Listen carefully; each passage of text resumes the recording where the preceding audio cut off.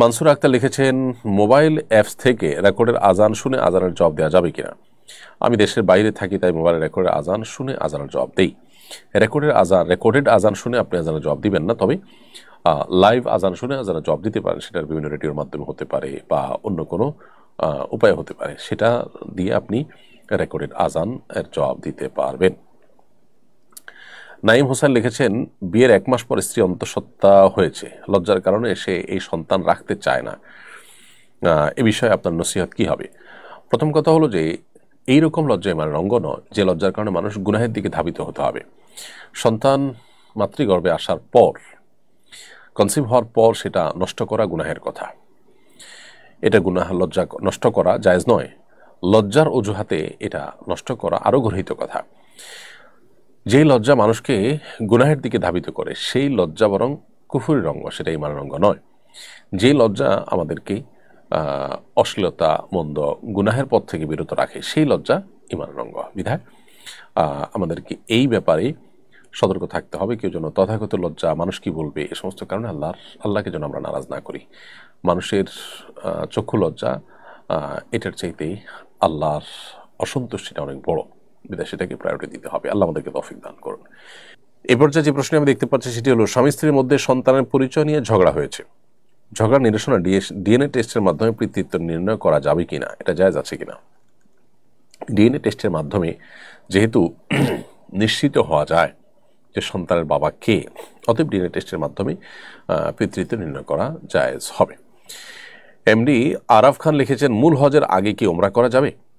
মূল হজের আগে আপনি যদি ওমরা করতে চান, সেক্ষেত্রে শুরুতেই আপনার তামাত্তু হজের নিয়ত থাকবে, আপনি ওমরা করবেন বাই ডিফল্ট, এবং তার পাশাপাশি হজ করবেন যথাসময়ে। আবার হজ এবং ওমরার মধ্যে যদি আরও সময় থাকে, সে সময় অন্য হজ ওমরাও হতে পারে।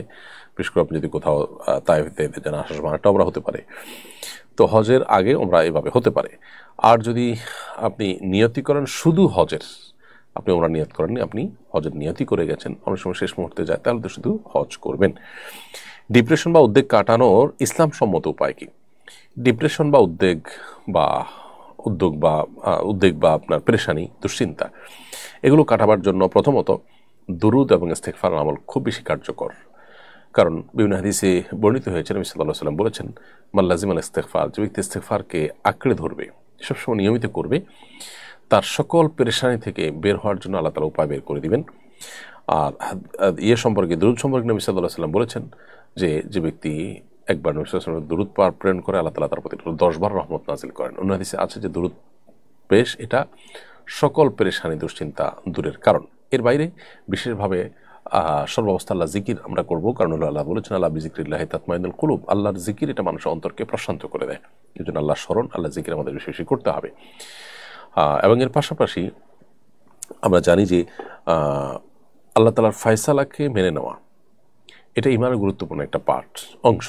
অতএব যে অবস্থা আছি, ইমানদার হাসি মুখে মেনে নিবে, কারণ দুনিয়ায় তার সব কিছু নয়, আসল কিছু সব আখিরাতে তার জন্য অপেক্ষা করছে। বিধায় দুনিয়ার জীবনের সকল কষ্টকে হাসি মুখে মেনে নেওয়ার মতো মানসিকতা ইমানদারের মধ্যে থাকাটা, এটা রেজাবিল কাজা বা আল্লাহর ফয়সালাকে মেনে নেওয়ার যে ইমানের গুরুত্বপূর্ণ পার্ট আছে তার অংশ, সেই জায়গাতে এটা আমাদের করতে হবে।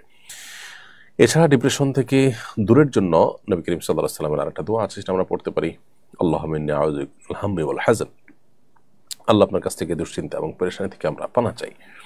ওয়াল আজজি ওয়াল কাসাল, অক্ষমতা থেকে এবং অলসতা থেকে আপনার কাছে পানা চাই। এই দোয়া বেশি বেশি করে আমরা পাঠ করতে পারি। আমাদের এলাকায় কিছু মানুষ বলে, কবরে মাটি দিলে 3 মুষ্টি দিতে হবে, এরকম দেওয়া যাবে না, এটা কি ঠিক?